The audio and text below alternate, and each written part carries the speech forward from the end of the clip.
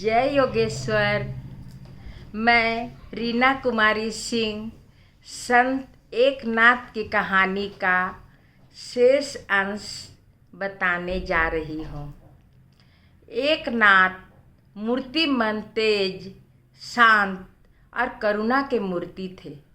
जगत के चितघन शक्ति सगुण साकार होकर जिनके यहाँ घर का काम करती, स्वयं भोजन बनाकर खिलाती थी, वह कितना भाग्यशाली रहे होंगे।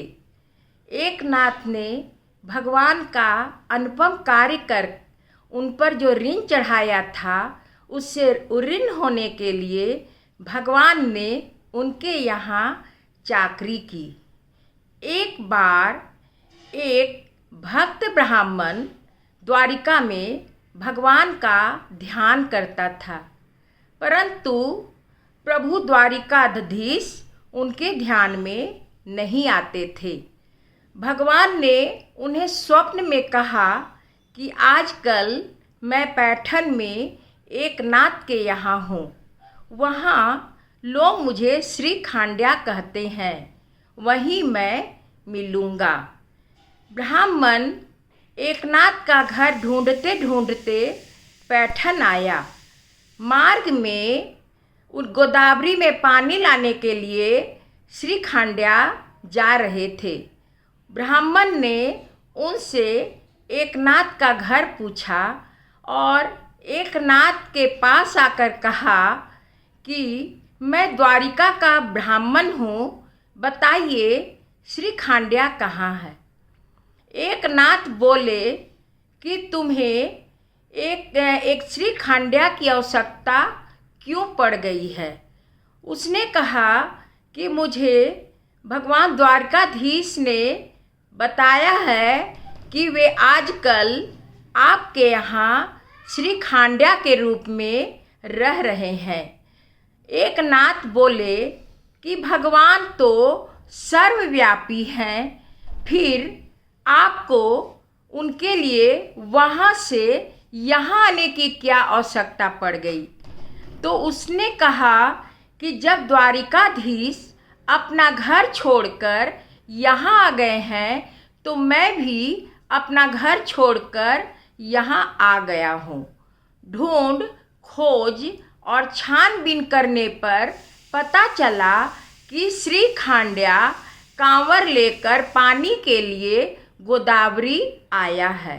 उद्धव और गिरजाबाई श्री खांड्या को ढूंढने लगी। एकनाथ हाक मारने लगे, लेकिन श्री खांड्या का कहीं पता नहीं चला।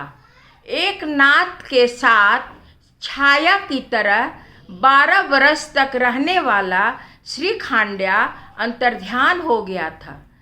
प्रभु एकनाथ के हृदय में प्रभु प्रेम भर गया और उनकी आँखों में आंसू आ गई। गिरजा भी रोने लगी, उसकी आवाज़ नहीं निकल रही थी। भारत वसुंधरा में ऐसे अनेक प्रभु भक्त हुए हैं, लेकिन एकनाथ भक्त सम्राट था। उनके जीवन में ऐसे अनेक भावमय प्रसंग हैं। अनेक भावमय प्रसंग हैं। फागुनवदी पंचमी से एकनाथ की 1521 से एकनाथ की तबीयत बिगड़ने लगी। भक्त सम्राट का जीवन कार्य समाप्त हो रहा था।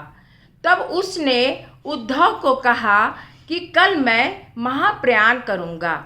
षष्ठी के दिन बाजे गाजे और जन समुदाय के साथ एकनाथ गोदावरी के तट पर प्रभु का ध्यान कर प्रसन्न मुद्रा में गोदावरी में प्रवेश किया और गोदावरी के जल में प्रवेश करने के बाद उन्होंने जन समुदाय को वैदिक सिद्धांत को न भूलने और भ्रांत कल्पनाओं को छोड़ने की उद्बोधन देकर और वे जल समाधि लेकर अपनी जीवन की इस यात्रा का संवरण कर दिया।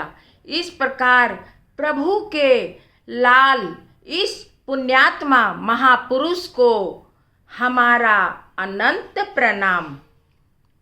इस प्रकार एक नाथ का जीवन अति पवित्र और मार्गदर्शन करने योग्य है। धन्यवाद। यदि यह एपिसोड कथा अच्छी लगी हो तो लाइक और सब्सक्राइब अवश्य कीजिए।